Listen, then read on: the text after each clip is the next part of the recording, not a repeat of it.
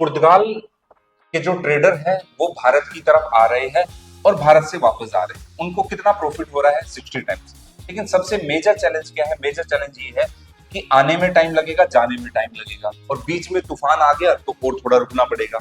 तो मान लेते हैं कि 90 दिन आने में, 90 दिन जाने में। वो डिपेंड करता है कि भाई कब आ रहे हैं, किस टाइम पे आ रहे हैं, किस टाइम पे जा रहे हैं। तो बेसिकली इनके 6 महीने तो आने जाने में ही खत्म हो गए। तो इन्होंने क्या किया कि क्यों ना भारत के अंदर अपनी फैक्ट्री स्टेब्लिश की जाए। फैक्ट्री का मतलब होगा कि देखो, जो भी पुर्तगाल का ट्रेडर यहाँ पर आएगा, पुर्तगाल का नाविक आएगा यहाँ पर, एक गोदाम टाइप का, एक वेयर हाउस टाइप का बना दिया जाएगा और उसको कहा जाएगा फैक्ट्री। इस फैक्ट्री में किसी चीज का प्रोडक्शन नहीं होगा।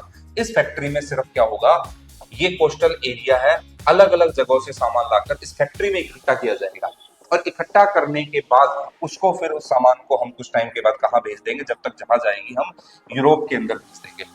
इस तरीके से factory is a type of warehouse. तो वेयर हाउस था, उसमें प्रोडक्शन नहीं होता था। अब देखो, जो भी पर्सन यहाँ पर आ रहा है, अब वो इतने दूर अपने घर वालों से दूर है, वो कहेगा कि भाई मेरे जो है, मैं अपने बच्चों को साथ लेकर जाऊंगा, मेरे परिवार वाले साथ जाएंगे। तो ठीक है भाई, आपको फैक्ट्री के अंदर ही क्या दे दी जाएगी, जगह दे दी जाएगी कि आप फैक्ट्री के अंदर ही यहाँ पर क्या करोगे, रखोगे।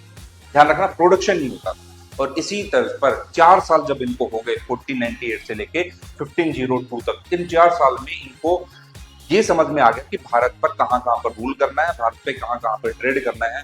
और फिर फाइनली 1502 के अंदर इन्होंने अपनी पहली फैक्ट्री स्टेब्लिश कर दी, दैट इज कोचीन।